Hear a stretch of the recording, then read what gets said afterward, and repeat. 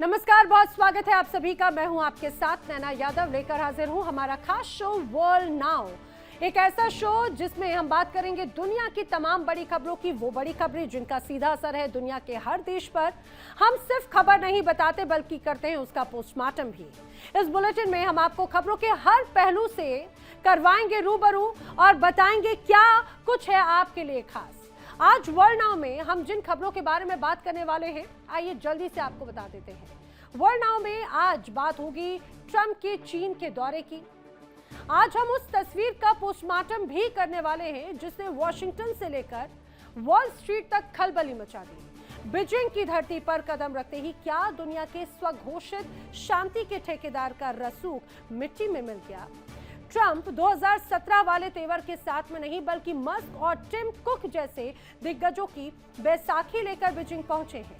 बंद कमरे में 2.5 घंटे की वो मुलाकात जिसमें ट्रंप ने डील नहीं मांगी बल्कि शी जिनपिंग ने अपनी 4 रेड लाइंस खींच दी।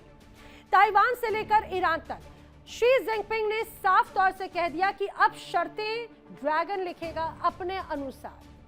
ईरान को घुटनों पर लाने का ट्रंप का जो गुरूर है वो 75 दिनों के युद्ध और बंद स्ट्रेट ऑफ हॉर्मुज ने पहले ही तोड़ दिया है। जब तेल महंगा हुआ, तिजोरी खाली हुई, तो ट्रंप को उसी चीन की याद आ गई जिसे वो कभी अपना दुश्मन कहते थे।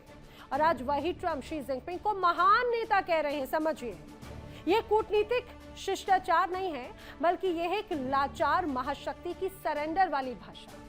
चीन ने शतरंज की बिसात बिछाई, उसने रेयर अर्थ का नल बंद किया और अमेरिका के उद्योगों को डराना शुरू कर दिया और ऊर्जा के भंडार भरकर युद्ध का इंतजार किया। अब आज अमेरिका के पास में मिसाइलों की कमी है, चीन के पास समाधान की चाबी है। क्या हम इतिहास के उस मोड़ पर आ गए हैं जहां से 21वीं सदी का भूगोल बदल रहा है? क्या बीजिंग की ये जो गलियां हैं वो नए वर्ल्ड ऑर्डर के सुल्तान का राज तिलक कर रही हैं? ये बैठक सिर्फ एक मुलाकात नहीं है, समझिए, अमेरिका के वैश्विक दबदबे के अंत की शुरुआत है। बताएंगे इसकी पूरी कहानी। आज वर्ल्ड नाउ में हम बात करेंगे एक और अगली खबर की, अमेरिका और ईरान के संघर्ष की। हम बात कर रहे हैं उस वैश्विक तनाव की जिसने दुनिया को तीसरे विश्व युद्ध की कगार पर लाकर खड़ा किया। अमेरिका और ईरान के बीच में कहने को तो युद्ध विराम है, लेकिन ये शांति नहीं है बल्कि एक बड़े तूफान से पहले की खामोशी है। राष्ट्रपति ट्रंप आज बीजिंग की दहलीज पर है, लेकिन वो वहां जीत का परचम लहराने नहीं बल्कि ईरान जंग का तोड़ ढूंढने के लिए पहुंचे हैं।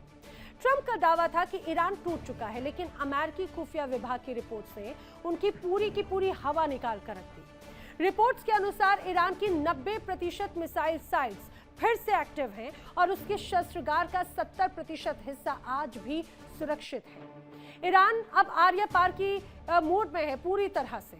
उसने स्ट्रेट ऑफ हॉर्मुज को अमेरिकी हथियारों के लिए पूरी तरह से बंद करने का ऐलान कर दिया।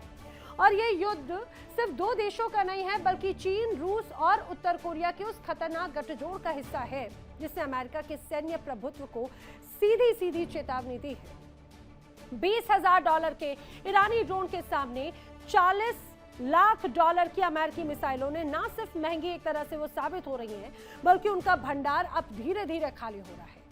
हॉर्मुज बंद है, उसकी वजह से दुनिया भर में तेल की कीमतें और महंगाई आसमान छू रही है।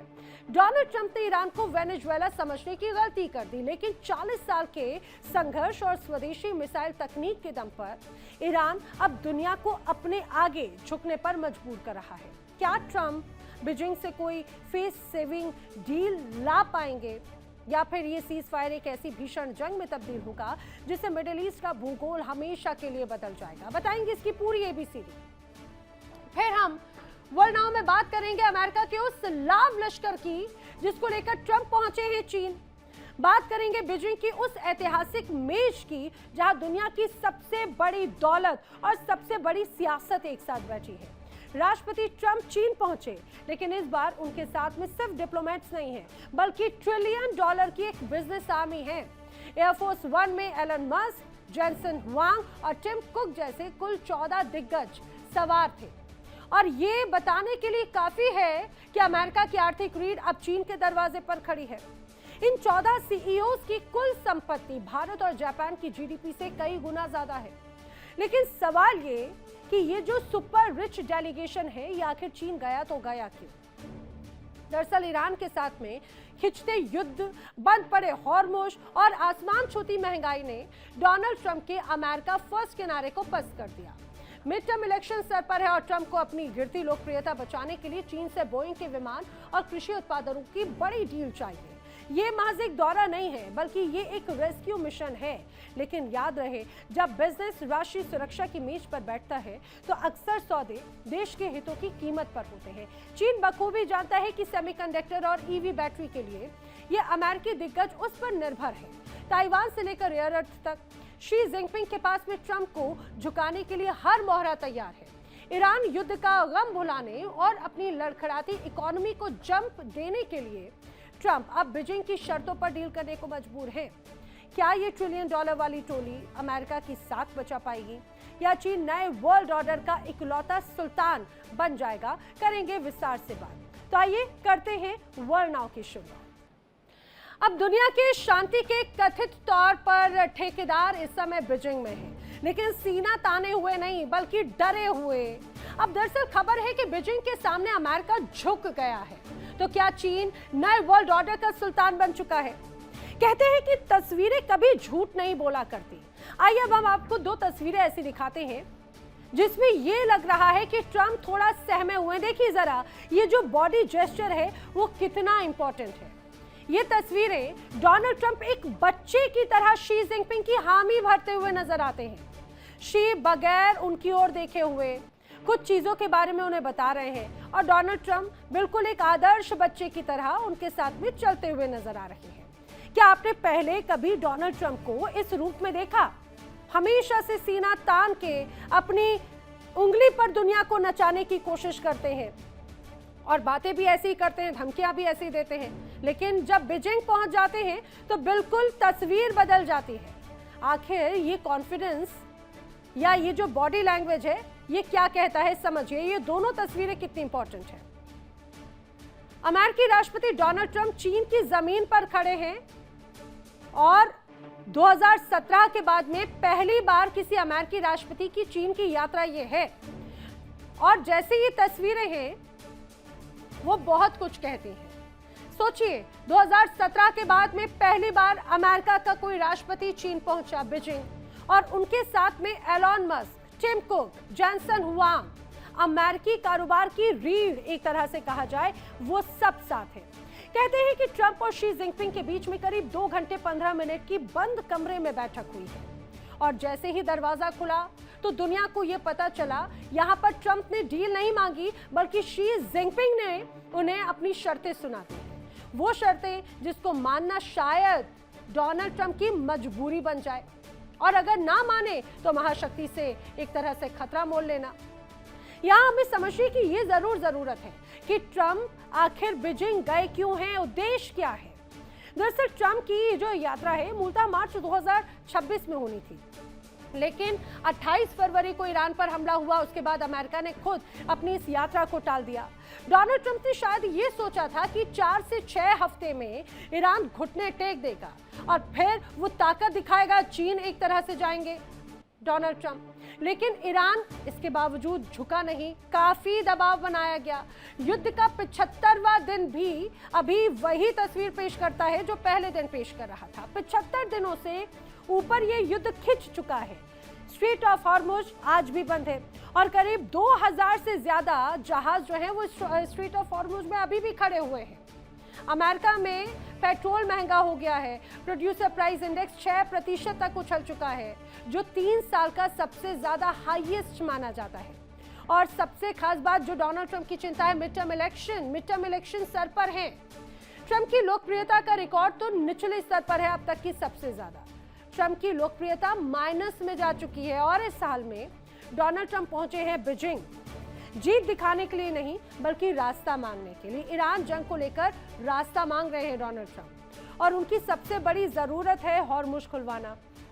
और ये बखूबी जानते हैं डोनाल्ड ट्रंप, ये काम सिर्फ और सिर्फ चीन कर सकता है क्योंकि ईरान का सबसे बड़ा व्यापारिक साझेदार और तेल खरीदार एक तरह से चीन ही है। आइए अब मैं आपको जल्दी से शी जिनपिंग की 4 रेड लाइंस बता देती हूँ, आखिर वो रेड लाइंस क्या है। समझिए, ये है शी जिनपिंग की या चाइना की 4 रेड लाइन, जिसमें पहला नाम आता है ताइवान का, दूसरा आता है ईरान और स्ट्रेट ऑफ हॉर्मुज का, तीसरा है लोकतंत्र और मानवाधिकार का, और चौथा चीन का विकास अधिकार, जो कहीं ना कहीं बहुत प्रभावित रहा है अमेरिका के रवैये से। शी जिनपिंग की जो 4 रेड लाइन है वो ये स्पष्ट है किस तरह से चीन अपनी शर्तों के साथ में है। इसके बारे में विस्तार से आपको मैं बताऊंगी। कहते हैं कि ट्रंप और शी जिनपिंग के बीच में 2 घंटे से ज्यादा बातचीत हुई, और वो भी बंद कमरे के अंदर। क्या बातचीत हुई, किस विषय पर बातचीत हुई? कहा यह जा रहा है कि शी जिनपिंग की जो 4 लकीरें हैं, जो ये 4 रेड लाइंस हैं, वो शी जिनपिंग ने सीधे सीधे शब्दों में कह दिया है कि अगर ताइवान का मुद्दा सही तरह से नहीं संभाला गया तो दोनों देशों के बीच में टकराव होगा, और यहां तक कि ऐसा कि संघर्ष भी हो सकता है, और पूरे अमेरिका और चीन रिश्तों को बहुत खतरनाक स्थिति में ये धकेल सकता है। समझिए, सिर्फ चेतावनी नहीं थी, बल्कि ये चीन का अल्टीमेटम था। चीन चाहता है कि अमेरिका ताइवान को हथियार बेचना बंद कर दे, ताइवान की स्वतंत्रता को प्रोत्साहन देना बंद कर दे, और वन चाइना पॉलिसी को सिर्फ एक्नॉलेज नहीं बल्कि अपोज ताइवान इंडिपेंडेंस की भाषा में स्वीकार करे। ट्रंप के कुछ सीनियर ऑफिसर्स खुद अब डरे हुए थे कि ट्रंप बातचीत में कोई ऐसी बात ना कह दे जो चीन को ताइवान पर अपनी स्थिति मजबूत करने का मौका दे दे, या शी जिनपिंग नाराज हो जाए। शी जिनपिंग ने डोनाल्ड ट्रंप से साफ साफ क्लियर कट कह दिया कि चीन ईरान के साथ अपना तेल व्यापार और स्ट्रेट ऑफ हॉर्मुज से गुजरने वाला आर्थिक सहयोग बंद नहीं करेगा, वो जारी रखने वाला है।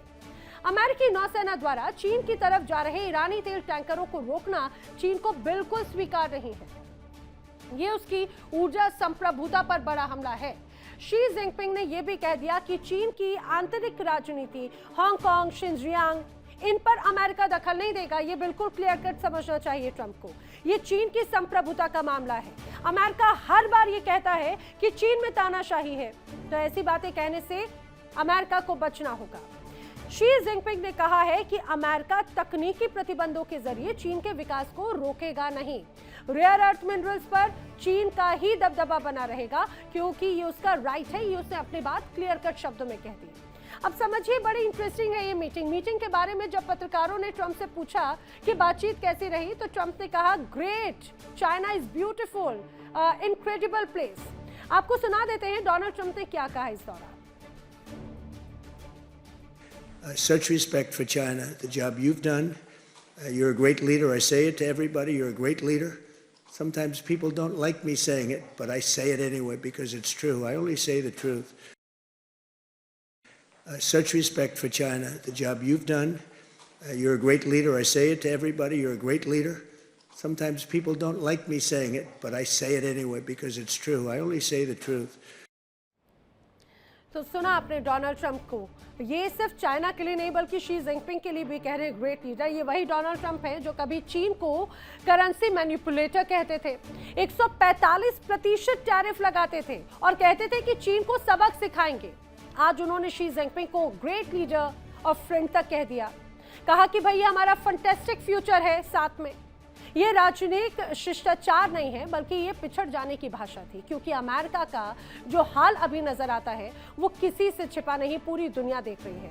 लेकिन हमें ये भी समझना होगा कि चीन के पास में आखिर असली हथियार क्या है, और ये समझने के लिए पूरी तस्वीर नहीं बनेगी। दरअसल वो है रेयर अर्थ मटेरियल की।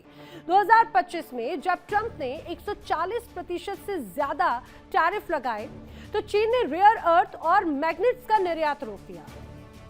इससे अमेरिकी रक्षा उद्योग, ईवी सेक्टर और इलेक्ट्रॉनिक्स उद्योग पूरी तरह से प्रभावित हुआ, पूरी तरह से हिल गया। डोनाल्ड ट्रंप को झुकना पड़ा, और वो भी एक बार नहीं, दो बार। काउंसिल ऑन फॉरेन रिलेशंस के अनुसार जब भी चीन ने रेयर अर्थ का नल बंद किया तो डोनाल्ड ट्रंप ने एस्केलेशन एक तरह से छोड़ दिया था। अब रेयर अर्थ मटेरियल में चीन का दबदबा है, और इसी दबदबे की वजह से चीन की शरण में अब डोनाल्ड ट्रंप है। कैसे? दरअसल चीन के पास में दुनिया का बड़ा रेयर अर्थ मटेरियल भंडार है। चीन के पास में 44 million metric ton rare earth material है। चीन सप्लाई चेन का लगभग 90% कवर करता है, और चीन के पास में रेयर अर्थ मटेरियल पर एकाधिकार एक तरह से है। आइए अब ये भी जान लेते हैं कि रेयर अर्थ मटेरियल का काम क्या होता है और इसका इस्तेमाल आखिर कहां पर होता है, वो भी आइए जल्दी से मैं आपको समझा देती हूँ। दरअसल रेयर अर्थ मटेरियल के उपयोग की बात करें तो इलेक्ट्रिक वाहन या फिर स्मार्टफोन में इस्तेमाल होता है, जो आज के वक्त की जरूरत है, रोजमर्रा की जिंदगी से कनेक्ट हो चुका है। इतना ही नहीं बल्कि रक्षा तकनीकों में भी रेयर अर्थ मटेरियल का उपयोग बड़े स्तर पर किया जाता है, जैसे F-35 जेट, कई मिसाइलें या फिर रडार सिस्टम, उनमें रेयर अर्थ मटेरियल का उपयोग बड़े स्तर पर होता है।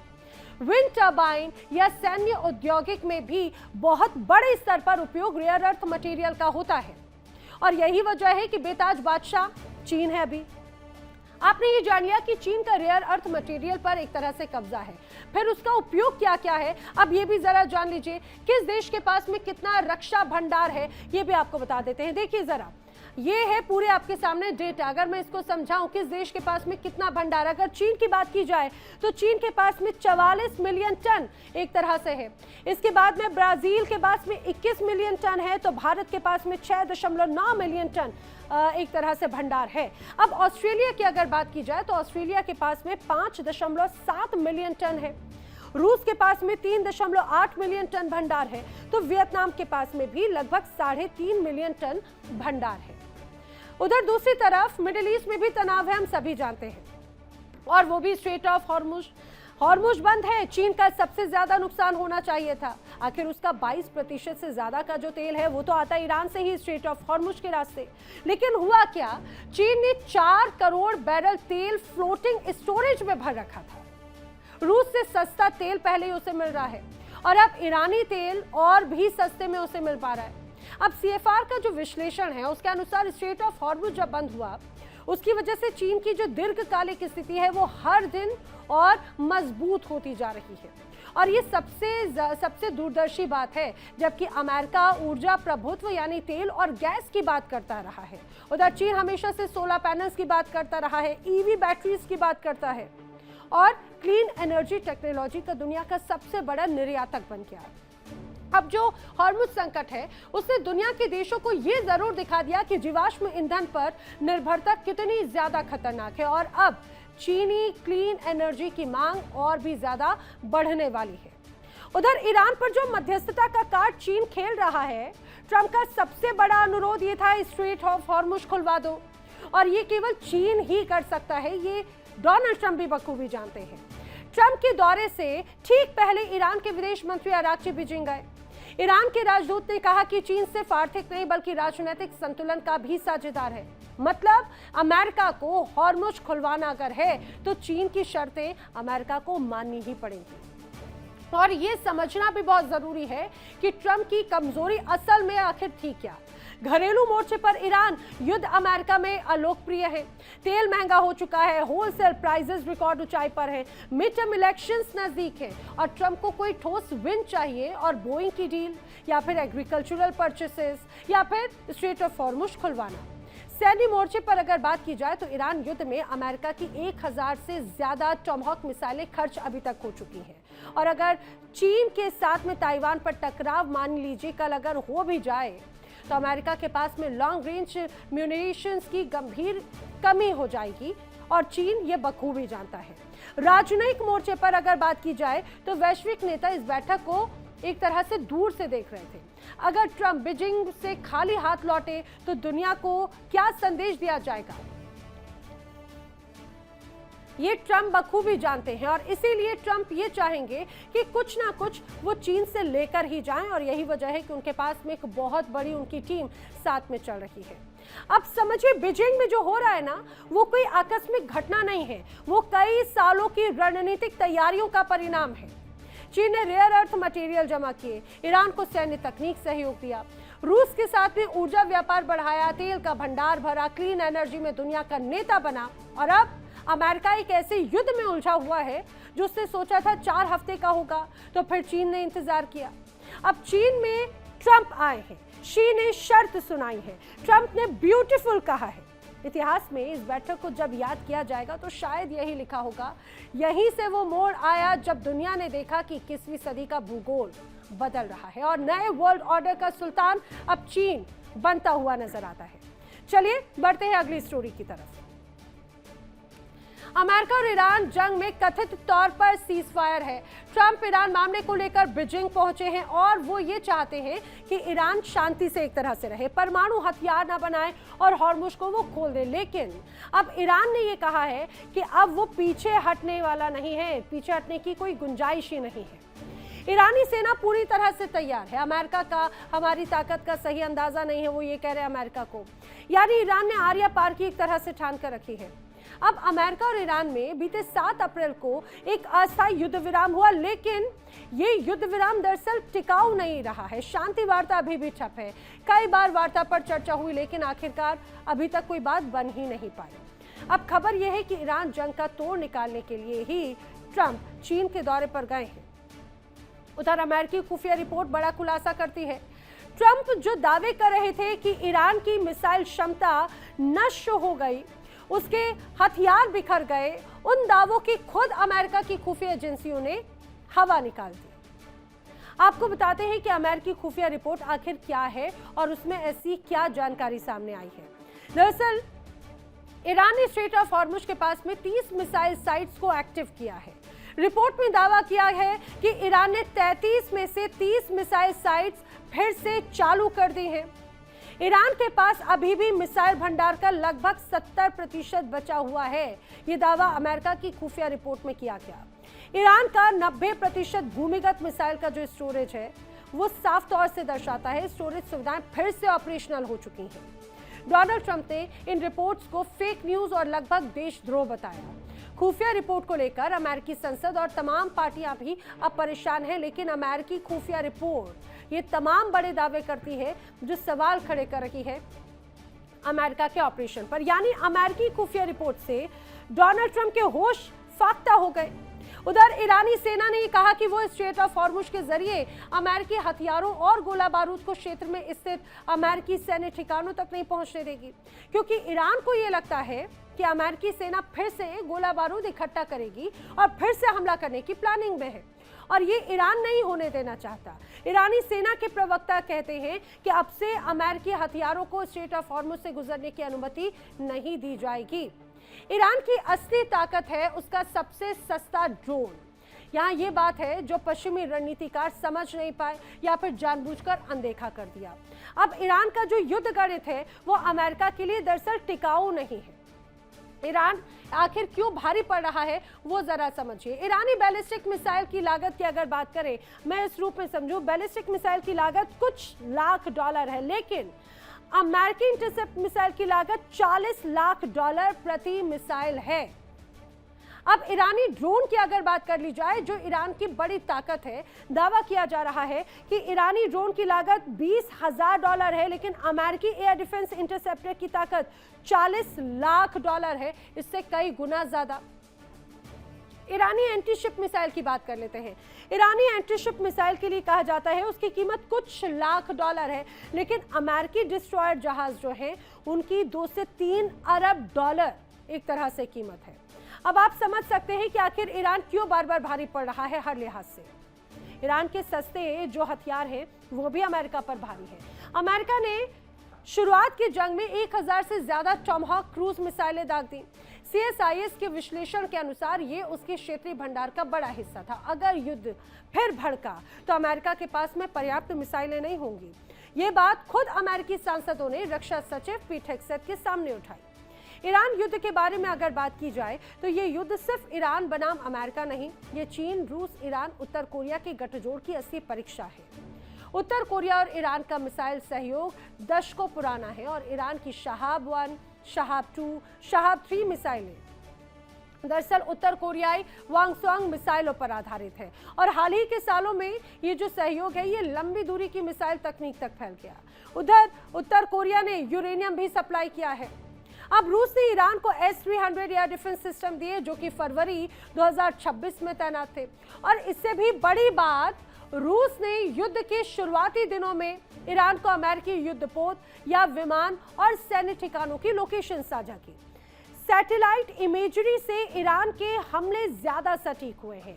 ईरान के हमलों का तरीका अब रूसी युद्ध रणनीति जैसा दिखता है। पहले ड्रोन झुंड में से एयर डिफेंस को कमजोर करो और फिर मिसाइल से सटीक वार कर दो। चीन ने सबसे चालाकी भरा रोल निभाया, सीधे हथियार भी दे दिए, नेविगेशन सिस्टम ईरान की मिसाइलों को भी मिल गया और जीपीएस से भी बिल्कुल सटीक YC-8B रडार दिया जो कि स्टेल्थ विमानों को भी पकड़ सकता है।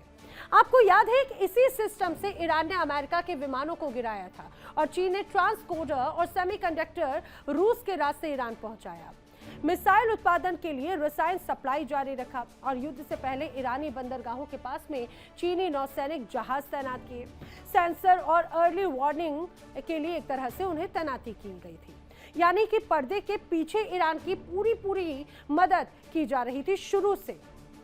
अब जो तस्वीरें हम आपको दिखाने जा रहे हैं वो तस्वीरें अमेरिकी सेंट्रल कमांड की तरफ से पेश की गई, जिसके जरिए ये बताया गया कि अमेरिकी वायुसेना का एक F-35A स्टेल्थ लड़ाकू विमान हॉर्मुज के, अगर बात की जाए स्ट्रेट ऑफ हॉर्मुज के पास में क्षेत्रीय जल क्षेत्र में गश्त कर रहा है। देखिए ये तस्वीर जो आप देख रहे हैं यहाँ पे, ये तस्वीर बाकायदा सेंट्रल कमांड की तरफ से पोस्ट की गई है अमेरिका के।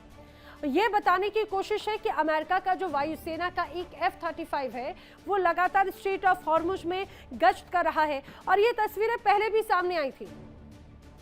F-35A 18,000 पाउंड तक का युद्धक सामग्री लेकर जा सकता है, साथ ही सुपरसोनिक गति से उड़ान भी एक तरह से भर सकता है। वहीं अमेरिका ने ईरान का प्रस्ताव ठुकरा तो दिया, लेकिन ईरान ने भी अमेरिका का 14 सूत्री शांति प्रस्ताव ठुकरा दिया और इसे युद्ध भूमि पर जो नहीं मिला कागज पर हासिल करने की कोशिश बताया। ईरान ने अमेरिका को 5 सूत्री प्रस्ताव भेजे थे। आखिर वो क्या थी, आइए आपको वो भी बता देते हैं कि आखिर ईरान जंग रोकने के लिए ईरान की शर्तें क्या है। ईरान से सभी प्रतिबंध हटाए जाएं, ये बात बार बार ईरान कह रहा है कि उसके ऊपर तमाम सैंक्शंस लगाए गए हैं, प्राइमरी और सेकेंडरी सैंक्शंस, उससे उसको छुटकारा दिया जाए। युद्ध में जितना नुकसान अमेरिका और इजराइल के हमलों में ईरान का हुआ उसकी क्षतिपूर्ति की जाए, उसका मुआवजा दिया जाए। इतना ही नहीं, ईरान की शर्तों में यह भी दावा किया गया है कि अमेरिकी नौसेना की जो बंदरगाह नाकेबंदी है वो भी अमेरिका को खत्म करनी होगी। सबसे खास परमाणु कार्यक्रम को लेकर ईरान ने शर्त रखी है। जो परमाणु कार्यक्रम है उस पर ईरान की संप्रभुता मानी जाए, वो अमेरिका के बाउंडेशन में ना रहे। इसके अलावा ईरान ने शर्त में कहा है कि इस क्षेत्र में अमेरिकी सैन्य उपस्थिति घटाई जाए, जिस तरह से किलेबंदी अमेरिका की तरफ से की गई है उसको खत्म किया जाए, हटाया जाए। ईरानी सेना शहीद कमांडर नाम का बड़ा सैन्य अभ्यास कर रही है और ये सैन्य अभ्यास से तेहरान और आसपास के इलाकों में, जिससे ये अंदाजा लगाया जा रहा है कि ईरान नए युद्ध की तैयारी कैसे कर रहा है। वहीं दूसरी तरफ जहां पर अमेरिका और उसके राष्ट्रपति ये दावा कर रहे हैं कि ईरान टूट गया, तो ईरान ने इसका जवाब भी दे दिया। ईरान के सरकारी मीडिया के अनुसार तेहरान का करीब 80% युद्ध प्रभावित इलाकों की मरम्मत पूरी हो चुकी है। समझिए 75 दिनों में जो प्रभावित क्षेत्र था उसको ईरान ने दुरुस्त करना शुरू कर दिया। अब अमेरिका और इजराइल हमले में 60,000 से ज्यादा रिहायशी इमारतें प्रभावित हुई, लेकिन बावजूद इसकी ईरानी सरकार की पकड़ कमजोर नहीं पड़ी। IRGC का आंतरिक नियंत्रण और मजबूत हो गया। स्ट्रेट ऑफ हॉर्मुज के तटीय इलाकों में स्थानीय लोग छोटी नाव से आने जाने का काम कर रहे हैं। नाकेबंदी है, लेकिन इसके बावजूद यहाँ पर ये चीजें चल रही हैं। बाकी ईरान जरूर महंगाई और आर्थिक दबाव झेल रहा है, लेकिन फिर भी वो तटस्थ है, वो टूटा नहीं है। जहां ईरान अपनी मजबूती में जुटा हुआ है तो अमेरिका फंसा हुआ नजर आता है। दरअसल अमेरिका कई मोर्चों पर एक साथ फंस गया। सैन्य मोर्चे पर अमेरिका घिरा हुआ है, मिसाइल भंडार लगातार अमेरिका का कम हो रहा है, चीन के साथ में संभावित टकराव के लिए जो हथियार चाहिए वो ईरान में खर्च हो गए।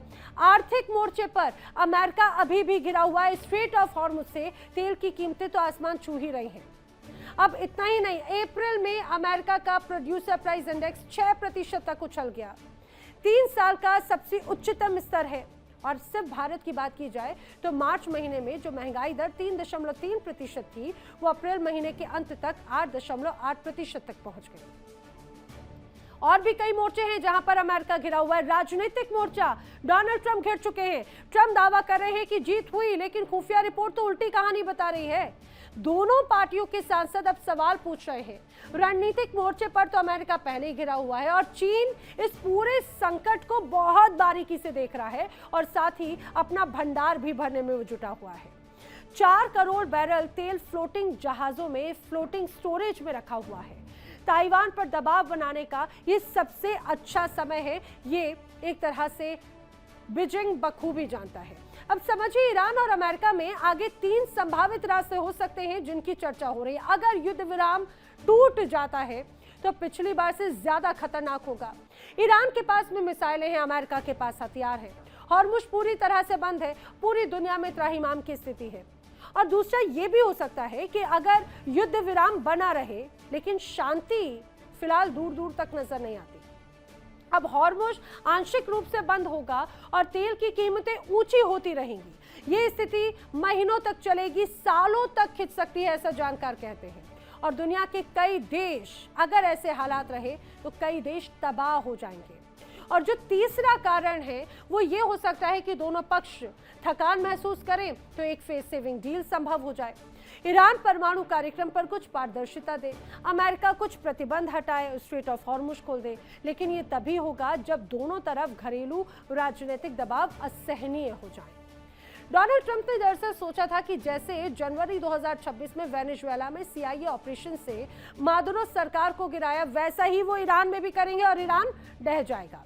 लेकिन ईरान वेनेजुएला नहीं है, उसके पास में अपनी घरेलू मिसाइल इंडस्ट्री है, 40 साल की संघर्ष क्षमता है और 3 बड़े देशों का समर्थन है।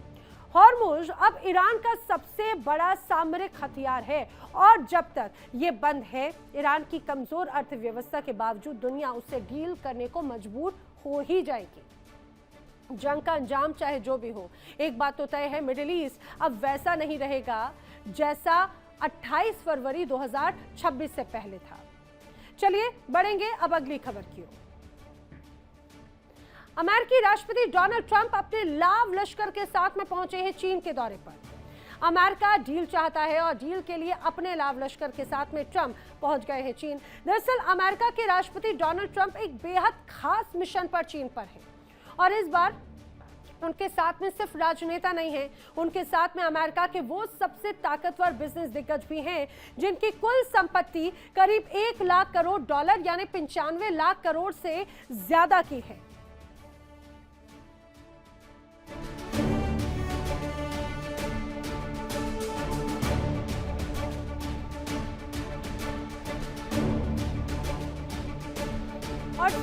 और समझिए, ये जो तस्वीरें हैं ये डोनाल्ड ट्रंप के उसी दौरे की तस्वीरें हैं। इस डेलीगेशन में दुनिया के सबसे अमीर इंसान टेस्ला के मालिक एलन मस्क हैं, चिप मेकर कंपनी एनवीडिया के CEO जेनसन हुआंग हैं, एप्पल के CEO टिम कुक हैं और इनके जैसे कई और बड़े नाम भी शामिल हैं। और सबसे खास बात तो ये कि एलन मस्क और जेनसन हुआंग ने राष्ट्रपति के विमान एयरफोर्स 1 में ही ट्रंप के साथ में सफर किया। डोनाल्ड ट्रंप ने सोशल मीडिया पर बाकायदा इसकी पुष्टि की और इन दिग्गजों को शानदार दिमाग वाले लोग भी बताया। ट्रंप का इरादा चीन के राष्ट्रपति शी जिनपिंग से मुलाकात करके उन्हें अपना बाजार और खोलने के लिए मनाने का है, ताकि ये जो तमाम अमेरिकी कंपनियां हैं वो वहां पर अपनी जादूगरी दिखा सकें। ट्रंप किस किस दिग्गज के साथ में चीन में गए हैं और बिजनेस की उम्मीद लगाए बैठे हैं, आइए उसकी एक लिस्ट भी मैं आपको दिखा देती हूँ और जान लेते हैं आखिर कौन कौन सी कंपनी के मालिक है वो। टिम कुक, एप्पल कंपनी के CEO टिम कुक उनके साथ में मौजूद हैं। डोनाल्ड ट्रंप के साथ में जो एक बड़ी टीम गई हुई है उसमें टिम कुक के अलावा ब्लैकस्टोन के अगर कंपनी के CEO की बात करें तो स्टीफन श्वार्ज़मैन भी इस दौरान उनके साथ में मौजूद रहे हैं। बोइंग के CEO ब्रायन साइक्स भी डोनाल्ड ट्रंप की इस टीम में उनके साथ में मौजूद है। कारगिल के CEO जेन फ्रेजर उनके साथ में मौजूद हैं। इतना ही नहीं, इसके अलावा जैसे बताया कारगिल के CEO ब्रायन भी उनके साथ में मौजूद हैं, तो सिटी ग्रुप के CEO जेन फ्रेजर भी डोनाल्ड ट्रंप के साथ में मौजूद हैं। इसके अलावा GE एरोस्पेस के जो CEO है डेविड सोलोमैन, वो भी डोनाल्ड ट्रंप की इस टीम में शामिल हैं जो बीजिंग में इस दौरान मौजूद है। गोल्डमैन सैश के CEO जैकब थाइसन भी डोनाल्ड ट्रंप के साथ में पहुंचे हुए हैं बीजिंग। इसके अलावा आपको कुछ और बड़े नाम भी बता देते हैं।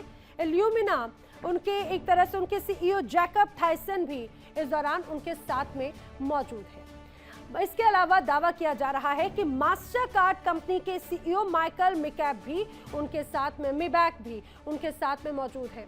मास्टर कार्ड के जो सीईओ हैं वो तो यहाँ पर हैं ही, इसके अलावा संजय मेहरोत्रा जो कि माइक्रोन टेक्नोलॉजी कंपनी के सीईओ हैं वो भी इस दौरान मौजूद हैं डोनाल्ड ट्रंप के साथ में। निवीडिया कंपनी के सीईओ जेनसन हुआंग भी डोनाल्ड ट्रंप के साथ में इस दौरान मौजूद हैं। आपको ये भी बताते चले जिस तरह से क्वालकॉम कंपनी के सीईओ क्रिस्टियाना अमोन वो भी इस दौरान उनके साथ में मौजूद हैं। इसके अलावा स्पेसएक्स और टेस्ला के सीईओ एलॉन मस्क तो है ही, वीजा के भी सीईओ रयान मैकइनरानी भी उनके साथ में मौजूद है। तो ये एक लंबी फहरिस्त है जो डोनाल्ड ट्रंप के साथ में मौजूद है। आपको हमने ये तो बता दिया कि आखिर कौन सी कंपनी का कौन मालिक है। आइए आपको ये भी बता देते हैं कि आखिर किसके कारण कितनी नेटवर्थ है, यानी कौन कितनी संपत्ति का मालिक है। अब अगर बात की जाए नेटवर्थ की तो टिम कुक की बात कर लेते हैं। सबसे पहले टिम कुक की जो नेटवर्थ है वो लगभग 2 से 3 बिलियन डॉलर की है। इसके अलावा स्टीवन श्वार्ज़मैन की अगर बात की जाए तो उनकी नेटवर्थ 35 से 40 बिलियन डॉलर की है।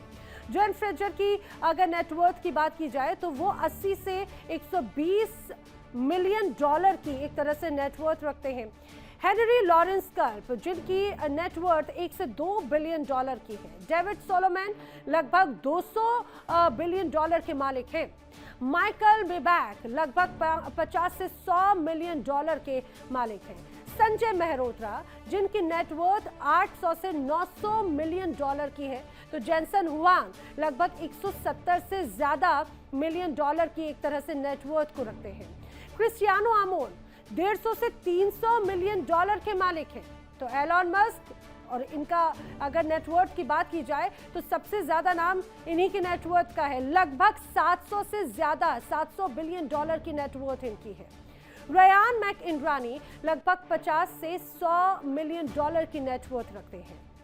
ये दौरा समझिए बहुत मायने रखता है। ये दौरा ऐसे समय में हो रहा है जब अमेरिका और चीन के बीच में ट्रेड, आर्टिफिशियल इंटेलिजेंस और वैश्विक तनाव को लेकर खींचतान बहुत लंबे वक्त से चल रही है। एनवीडिया जैसी कंपनियां जो एआई चिप्स बनाती हैं, चीन के बड़े बाजार में अपनी पैठ मजबूत करना चाहती हैं। ट्रंप ने कहा है कि वो चाहते हैं कि ये दिग्गज कंपनियां काबिलियत से चीन को और भी ऊंचे स्तर पर ले जाने में मदद करें।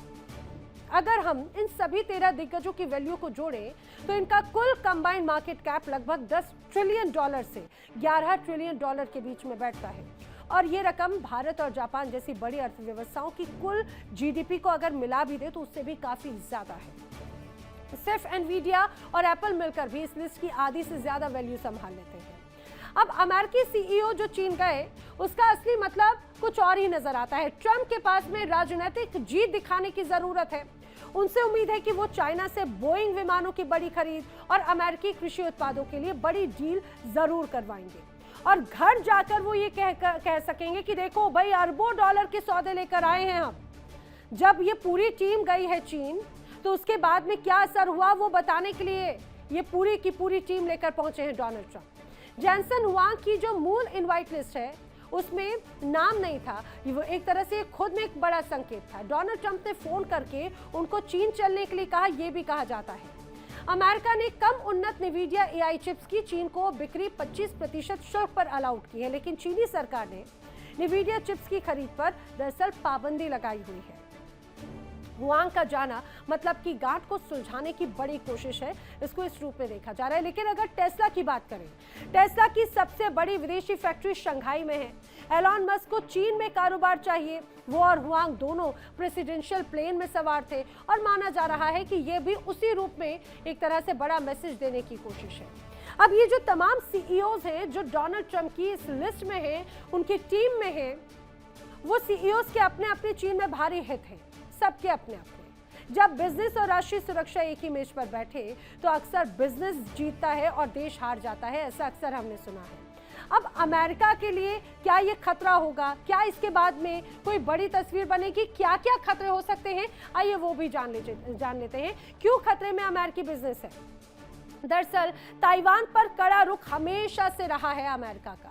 ताइवान पर कड़ा रुख यानी कि अमेरिकी सप्लाई एक तरह से प्रभावित। अमेरिकी सप्लाई चीन में। सेमीकंडक्टर पर अगर कंट्रोल की बात की जाए तो बाजार एक तरह से चीन में है। रेयर अर्थ पर दबाव अगर बनाया तो ईवी बैटरीज वो भी चीन पर ही निर्भर है। ये एक बड़ी तस्वीर है जो तमाम पाबंदियां लगाते हैं तो उसका असर सीधे सीधे यहाँ पर नजर आता है।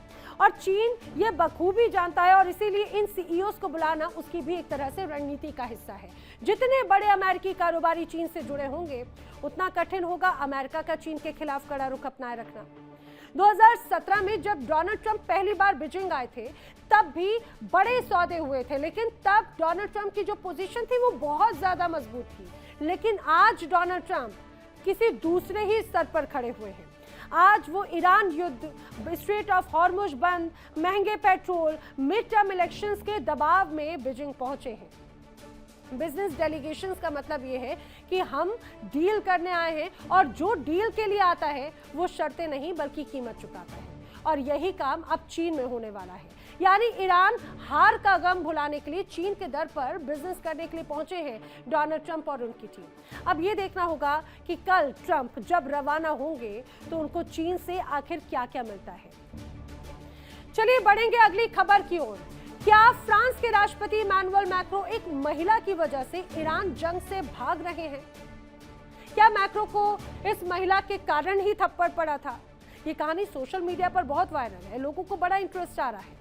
कहा जाता है कि फ्रांस और डोनाल्ड ट्रंप के बीच में जो खाई है वो उस महिला को लेकर है और इसी कारण ईरान के प्रति इमैनुअल मैक्रो थोड़ा सॉफ्ट कॉर्नर रखे हुए हैं। जिस महिला के बारे में बात हो रही है उस महिला का नाम क्या है, आइए वो भी मैं आपको बता देती हूँ, सस्पेंस को खत्म कर देती हूँ। उस महिला का नाम है गोल्डशिफ्ते फराहानी, यानी वो नाम जिसने फ्रांस के राष्ट्रपति को हिला कर रख दिया। पहले जान लीजिए कि आखिर ये महिला है कौन। गोल्डशिफ्ते फराहानी जो कि एक 42 वर्षीय ईरानी फ्रांसीसी अभिनेत्री हैं। 1983 में तेहरान में वो जन्मी और महज 6 साल की उम्र से ही उन्होंने अभिनय शुरू कर दिया। ईरानी सिनेमा में बड़ा नाम बनाने के बाद में 2008 में रिडले स्कॉट की Hollywood film body of lies में भी उन्होंने काम किया है, जिसके बाद में ईरान ने उन पर बगैर हिजाब दिखने पर प्रतिबंध लगा दिया, एक्शन लिया और उसके बाद में वो पेरिस में एक तरह से निर्वासित हो गई। उनकी कई प्रमुख फिल्में हैं जो कि नेटफ्लिक्स में अभी भी मौजूद हैं। Extraction, Peterson, Pirates of the Caribbean और एप्पल टीवी की इन्वेजन उसमें शामिल है। ये वो ईरानी सरकार की मुख्य आलोचक भी रही हैं। ये वही महिला है, यानी कि एक ऐसी महिला जो ईरान से भागी, पेरिस में बसी और अब फ्रांस के राष्ट्रपति की जिंदगी में बड़ा तूफान एक तरह से बन चुकी है। क्यों गोल्डशिफ्ते फराहानी चर्चा में है वो भी जान लेते हैं और कैसे उनका कनेक्शन सामने आ रहा है। आखिर चर्चा क्यों है, समझिए। दरअसल दावा किया जा रहा है कि इमैनुअल मैक्रो के साथ में फराहानी का रिश्ता है और सोशल मीडिया पर दोनों के रिश्तों की चर्चा बहुत ज्यादा है, जोरों शोरों से। और इतना ही नहीं, आपको याद होगा कुछ समय पहले विवाद की खबर सामने आई थी इमैनुअल मैक्रो और उनकी पत्नी के बीच में, क्योंकि जानकारी है कि मैक्रो की पत्नी को इस बारे में पता चल गया। बाद में दोनों के बीच में काफी तनातनी हो गई और इमैनुअल मैक्रो ने हालांकि अभी तक इस पर कोई प्रतिक्रिया नहीं दी, लेकिन काफी कुछ चर्चाएं चल रही हैं और कहा जाता है कि धुआं वहीं से उठता है जहां पर चिंगारी हो। एक पत्रकार ने अपनी एक नई किताब अनकपल में दावा किया कि मैक्रो ने फराहानी के साथ में महीनों तक एक प्लेटोनिक रिश्ता बनाए रखा और दोनों के बीच में जो संदेश आदान प्रदान हुए वो काफी दूर तक गए। किताब में यह भी दावा किया गया कि मैक्रो ने फराहानी को लिखा था कि मैं आपको बहुत सुंदर पाता हूँ। ब्रिगिट मैक्रो ने अपने पति के फोन पर यह संदेश देख लिया था और वो संदेश जो उनके लिए दरअसल नहीं था। आपको याद होगा पिछले साल की एक तस्वीर, जब 25 मई 2025 को हनोई एयरपोर्ट वियतनाम में एक तस्वीर बहुत वायरल हुई थी, एक वीडियो बहुत वायरल हुआ था जब इमैनुअल मैक्रो को थप्पड़ पड़ा था। देखिए ये तस्वीर मैं आपको एक बार दिखाती हूँ। ये अंदर की तरफ इमैनुअल मैक्रो विमान के पास में मौजूद हैं, लेकिन उन्हें थप्पड़ पड़ा। दरअसल ये जो आपको लाल रंग के कपड़ों में एक महिला का हाथ नजर आ रहा है, दरअसल ये इमैनुअल मैक्रो की पत्नी की एक तरह से वहां पे तस्वीर बताई जाती है और ये नाराजगी थी। इमैनुअल मैक्रो को थप्पड़ पड़ गया था। ये वो तस्वीर वियतनाम के वक्त की है। अब एक समाचार एजेंसी के कैमरे ने इस पल को कैद कर लिया जब राष्ट्रपति मैक्रो के विमान का दरवाजा खुला और उनकी वाइफ का हाथ मैक्रो के चेहरे पर पड़ा, यानी मैक्रो की पत्नी ने मैक्रो को थप्पड़ मार दिया। अब दावा किया जा रहा है कि ब्रिगिट ने वियतनाम की उड़ान में पति के फोन पर फराहानी के संदेश देखे और यही वजह थी उस थप्पड़ की। जो कैमरे के ये पूरा जो सीन था उसमें कैद हो गई। मैक्रो ने बाद में ये जरूर कहा कि मेरी पत्नी और मैं बस मजाक कर रहे थे। हालांकि ब्रिगेट ने कहा कि वो उड़ान में थकान से परेशान थी। फ्रांस ने पहले तो इसे एआई जनरेटेड बताया था, लेकिन फिर इसे निजी पारिवारिक क्षण कह दिया और एक तरह से टाल दिया। लेकिन अब तक कोई भी स्क्रीनशॉट, कोई भी आधिकारिक रिकॉर्ड या कोई भी प्रमाणित सामग्री सार्वजनिक नहीं हुई। हालांकि इस बात को फराहानी ने अगस्त 2025 में एक इंटरव्यू में जरूर कहा था और उसे सीधे सीधे नकार दिया था। वैसे कहा जाता है ना, इश्क और मुश्क छिपाए नहीं छिपता, और यही हाल एक तरह से इमैनुअल मैक्रो के साथ में नजर आता है। आपको याद होगा जब ये पूरी तस्वीर सामने आई, इस बात का बहुत मजाक था, बहुत मजाक उड़ाया था। खुद डोनाल्ड ट्रंप ने भी इसका मजाक बना दिया था। डोनाल्ड ट्रंप ने 30 मई 2025 को एक प्रेस कॉन्फ्रेंस में बाकायदा टिप्पणी की, दरवाजा बंद रखो, ये अच्छा नहीं है, और ये भी कहा था कि ब्रिगेट उनके साथ में बहुत बुरा व्यवहार करते हैं। ये बयान डोनाल्ड ट्रंप और मैक्रो के बीच में पहले से मौजूद तनाव का एक बड़ा संकेत था।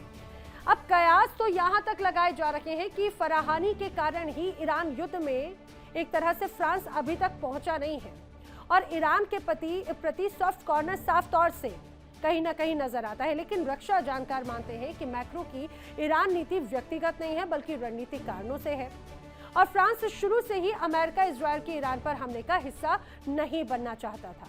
मैक्रो ने कूटनीतिक रास्ते की वकालत की, तो इसकी वजह है फ्रांस की ऊर्जा निर्भरता, यूरोप में ईरान के प्रवासी समुदाय और ईयू की स्वायत्त विदेश नीति की परंपरा। अब फराहानी का ईरान विरोध स्वर और मैक्रो की ईरान पर नरम नीति दोनों एक साथ जरूर चल सकते हैं। एक निजी रिश्ता राष्ट्रीय नीति नहीं बदलता।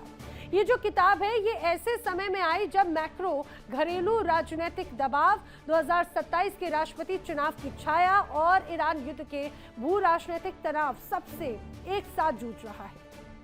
एक ईरानी फ्रांसीसी अभिनेत्री, एक वायरल थप्पड़, एक विवादास्पद किताब, और इसके बीच फ्रांस का राष्ट्रपति इमैनुअल मैक्रो।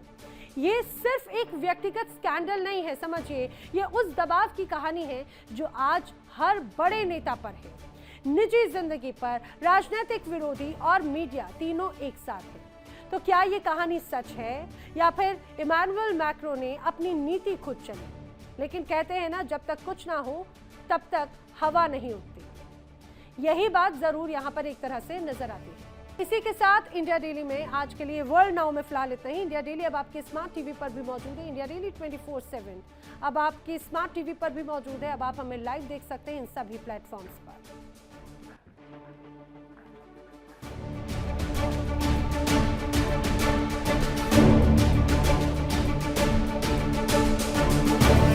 देखिए इंडिया डेली 24/7 अब आपके स्मार्ट टीवी पर। इंडिया डेली मौजूद है सभी डिजिटल प्लेटफॉर्म पर लाइव और लगातार। इंडिया डेली 24/7 हर दिन राष्ट्र को समर्पित।